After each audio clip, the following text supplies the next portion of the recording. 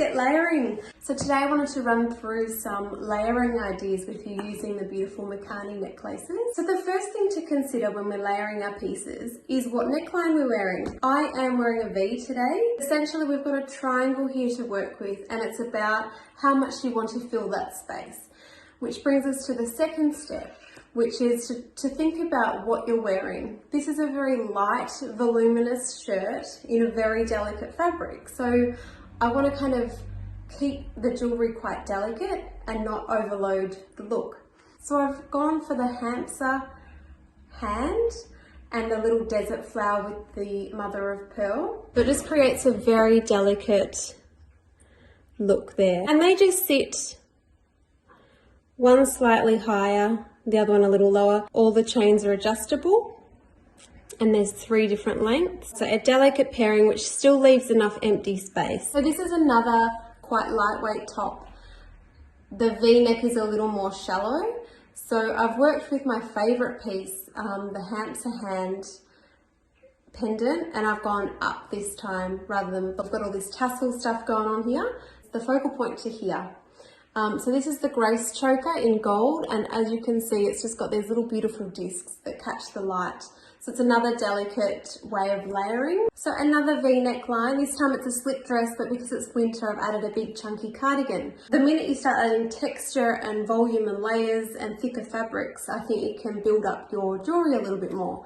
So I've started with the Grace choker because it's got little circles. I've kind of kept with that circular story and just added 2 beautiful Makani pendants, one slightly larger than the other, so that you've got this graduation of length, and that just fills that space nicely.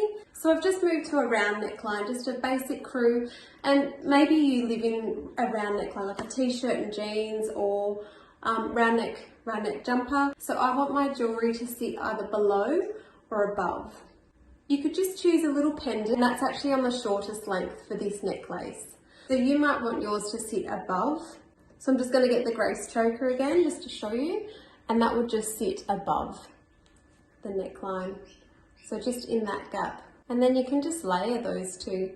So the other option of course is to add another pendant to sit below. It depends what you're after. If you're after an everyday necklace, I'd probably just go with this length.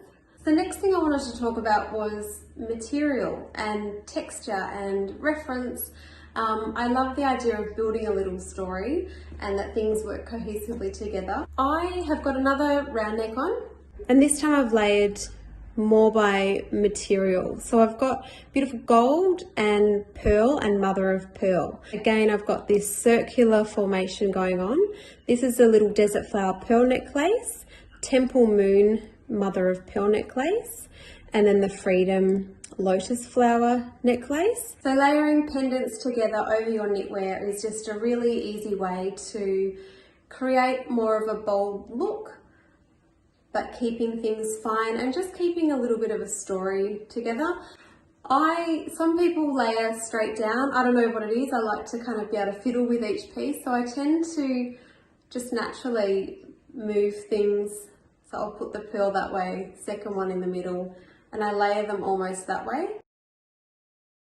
So that brings us to an off the shoulder or a more of a square neckline.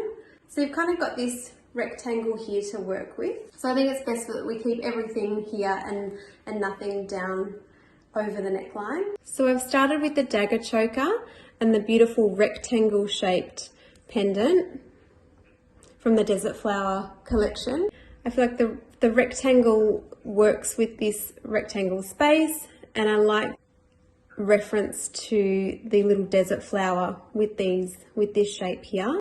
For some people that might feel that this is chopping you off a little bit, so I'm actually going to swap that out for the hamster hand because it's my favourite. So I'm actually much happier with that on me because this just sits somewhere in the middle and it leaves space and it doesn't interfere with this neckline. That's the little hamster hand and the desert flower pendant working beautifully together because they actually are both a little elongated themselves. So I've added the choker back in on the longest length, just so it's a little more relaxed and so I don't feel quite so kind of choppy. So there you go, a little bit of layering. So I think the three things to remember are your neckline, so what shape it is, how much space you have to fill, and how much you want to fill that space. Sometimes you might just want to add a little bling, other times you might really want to make it a focal point of your outfit. Second thing to consider is the weight of the fabric that you are wearing versus the texture and weight of the jewellery that you are wearing, and how they work together. You might want to do a complete contrast, or you might want to keep everything delicate. The heavier the knitwear, the coarser the fabric, the more sizable your jewellery could be. The more delicate your fabric, the more delicate the print, the more delicate your jewellery. That's a lot of delicates in the one sentence.